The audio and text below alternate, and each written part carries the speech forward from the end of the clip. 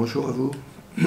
Une fois de plus, merci de me permettre d'entrer chez vous. Aujourd'hui, j'aimerais présenter, partager plutôt, et je le dis avec crainte et sérieux, ce qui est appelé le pur évangile. Car Dieu ne veut pas absolument que la moindre impureté vienne affaiblir ce qu'il a préparé de merveilleux pour vous et pour, au-delà de vous, toute l'humanité souffrante qu'il aime et qu'il veut sauver. Je rappelle qu'il veut que tous les hommes soient sauvés et qu'ils parviennent à la connaissance de la vérité, ce pur évangile, cette bonne nouvelle. Si vous constatez donc que j'aurais dû ajouter telle ou telle pensée, faites-le moi savoir en commentaire et j'apporterai un correctif dans une nouvelle vidéo. L'Écriture sainte nomme l'évangile de la grâce de Dieu. Toutes les religions humaines, autres que le christianisme, reposent sur ce que l'homme doit faire pour s'attirer, mériter les faveurs de la divinité.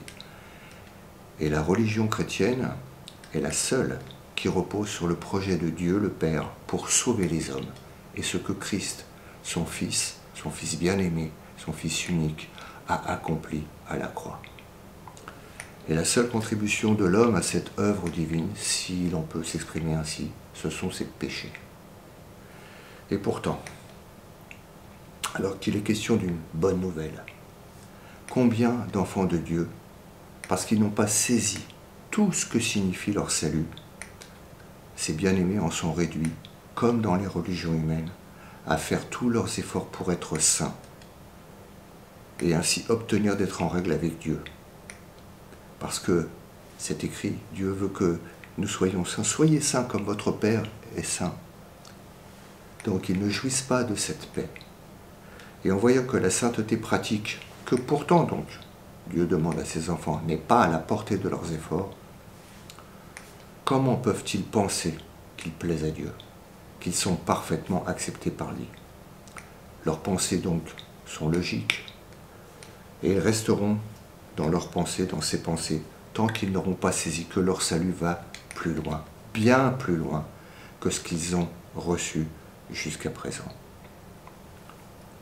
En faisant tout dépendre de leur justice à eux, ils se privent de repos. Ils font au lieu de recevoir. Et il me semble que Dieu permet que ses enfants expérimentent cet état, qu'ils s'y fatiguent, jusqu'au moment où une sorte de désespoir les poussera, les amènera à baisser les bras et à renoncer à attendre d'eux-mêmes cette sainteté qu'ils n'arrivent pas à poursuivre. À ce moment, ils apprendront que ce moment a été voulu par Dieu, que Dieu a travaillé pour les amener à ce moment-là, ce moment tant attendu par Dieu, qu'il a produit pour leur apporter sa consolation. Parce qu'à ce moment, cette consolation, ils seront en mesure de pouvoir la recevoir dans un cœur qui aurait été labouré et brisé. Et cette consolation, c'est la démonstration intérieure, la conscience donnée par l'Esprit Saint que Dieu n'attend rien d'eux, sinon de recevoir pour eux-mêmes la sainteté qui est celle de Jésus. Jésus est notre sainteté. Il n'est plus nécessaire que nous produisions la nôtre. Je lis. Jésus-Christ nous a été fait de la part de Dieu, sagesse, justice, sanctification et rédemption. Et ce qui est impossible à saisir autrement que par la foi, ça devient la part de ceux qui, dans un cœur labouré et abaissé et humble, reçoivent enfin le témoignage de l'Esprit Saint.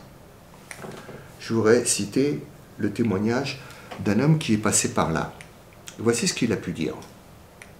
Je ne sais si je pourrais me faire comprendre, car il n'y a rien de nouveau ou d'étrange ou de merveilleux, et cependant, tout est nouveau.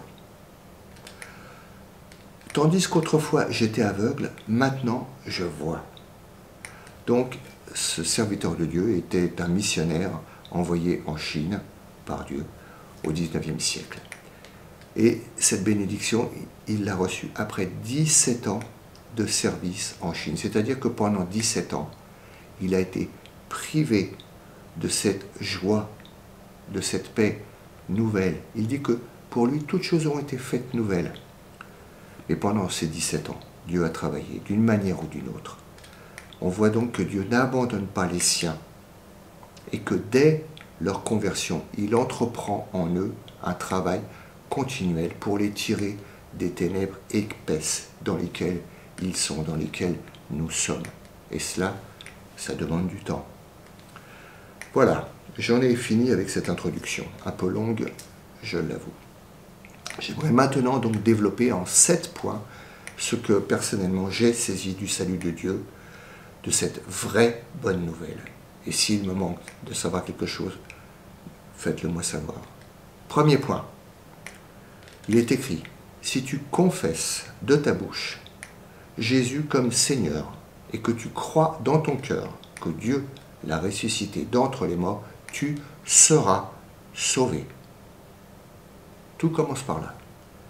Un simple regard de foi, comme ce regard qu'il y a eu sur la croix, le brigand qui auparavant, quelques heures auparavant, insultait le Seigneur, bien ce brigand a eu ce regard de foi qui l'a amené à considérer Jésus-Christ tel que Dieu veut que nous le recevions, le Seigneur. Donc, ce simple regard de foi amène Dieu à vous justifier. Je parle de la vraie foi, cette conviction du plus profond de votre être.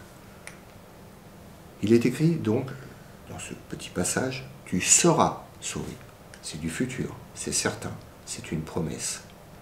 Car vous êtes préconus dès avant la fondation du monde. On lit ça dans l'Épître aux Éphésiens.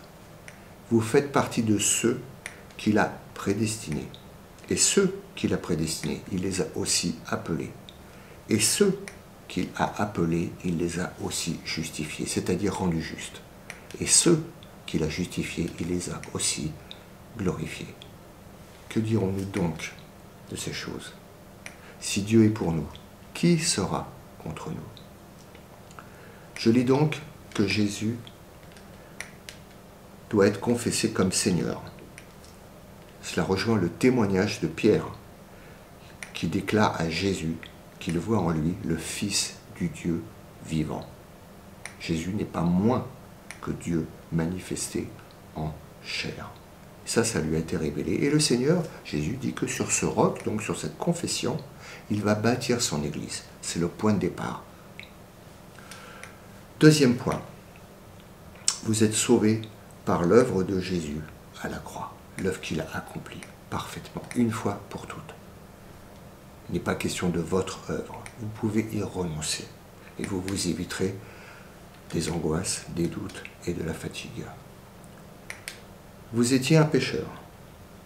Le salaire du péché aux yeux de Dieu, saint, c'est la mort. Jésus a été fait péché pour nous, pour vous. Votre péché a été imputé, attribué à Jésus. C'est comme s'il en avait été revêtu. Il a donc été traité comme votre péché le mérite, sans lui-même avoir jamais péché. Il est devenu votre substitut. Il a épuisé la colère de Dieu contre vous en la subissant à votre place. Il est mort, donc vous êtes mort. Vous avez été jugé, condamné, exécuté en lui. Tout ce que vous pouviez craindre, vous l'avez reçu en Jésus. Et la souffrance de la crucifixion vous a été épargnée. Par cette mort, vous êtes libre, parce que votre dette a été payée. Dieu n'est plus contre vous, Dieu est pour vous. Il vous le montre clairement lorsqu'il déploie devant les yeux de votre cœur qu'il a sacrifié son Fils bien-aimé pour que votre dette soit payée. Son sang a coulé, et par son sang il y a rédemption, et cette rédemption est éternelle. Troisième point, vous êtes sauvés par la foi. Cela ne vient pas de vous, car vous êtes sauvés par la grâce. C'est le don de Dieu. Donc, si vous avez cette foi, cette conviction que Jésus est Seigneur, qu'il est vivant, c'est par l'œuvre de l'Esprit Saint, l'Esprit de vérité, qui vous a convaincu. Vous êtes donc né d'eau, c'est-à-dire la parole de Dieu qui a été appliquée à votre cœur par l'Esprit Saint, et vous êtes né d'esprit. Cette foi, donc, c'est la conviction. Alors c'est un mot qu'il faut prendre au pied de la lettre, hein. Pas une idée, pas une conviction. La conviction des choses qu'on ne voit pas. Parce que Dieu est dans le ciel, nous sommes sur la terre. Et nous sommes dans ce corps qui ne peut pas saisir cette réalité qui pourtant, en dehors de nous, est la vérité. Donc cette foi, elle nous a été donnée pour aller là où la raison ne peut pas aller. Elle reçoit ce que la raison, ce que l'intelligence humaine ne peut atteindre. Et l'Esprit Saint vous a révélé la vérité. Et il vous a été donné pour demeurer éternellement en vous. Il habite en vous, et ce qui fait de vous le temple de Dieu.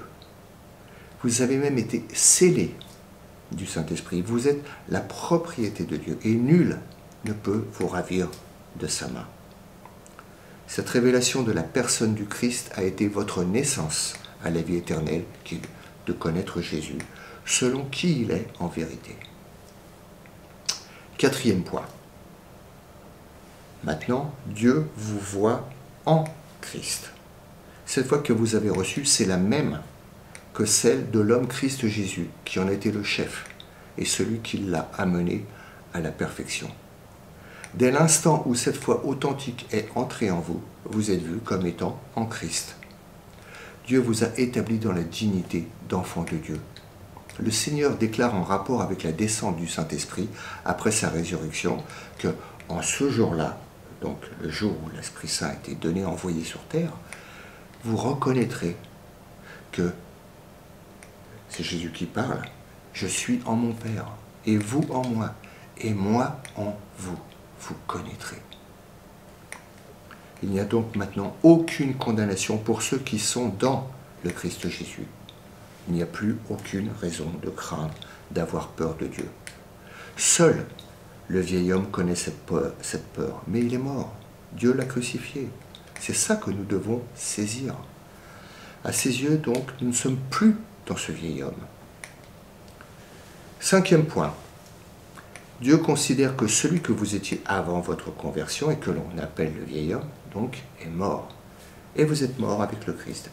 À celui qui est mort, on ne peut plus redemander de payer sa dette. Je cite, Épître aux Romains, chapitre 6, verset 3. Ne savez-vous pas que nous tous qui avons été baptisés en Jésus-Christ, nous avons été baptisés en sa mort? Et donc cette mort vous libère, nous libère définitivement de la colère de Dieu. Justifié par le sang de Jésus, on est sauvé de la colère par lui. Vous pouvez, et vous devez même vous considérer comme mort au péché, mort à la loi, mais vivant à Dieu. Le regard de Dieu sur vous doit l'emporter sur le regard que vous avez sur vous. Sixième point, Dieu vous a donné une nouvelle vie pour que vous viviez en elle. Et cette vie est dans son Fils. Et c'est ici le témoignage que Dieu nous a donné la vie éternelle. Et cette vie est dans son Fils. Cette vie, c'est vivre par la foi sous le regard de Dieu, dans la conscience de son amour, de sa puissance, de sa faveur et de sa sainteté. Ça vaut le coup que je le répète. Cette vie, pratiquement, ce que l'on expérimente, c'est une vie de foi. Cette foi nous met en présence de Dieu, conscients que nous sommes sous son regard bienveillant. Et dans la conscience de sa réalité, nous rentrons dans la conscience de son amour pour nous, de sa puissance, de sa faveur et de sa sainteté qui va nous garder du péché. Cette vie, elle est destinée à croître. Paul dit qu'il a été saisi par le Christ, mais non pas qu'il soit déjà parvenu à la perfection.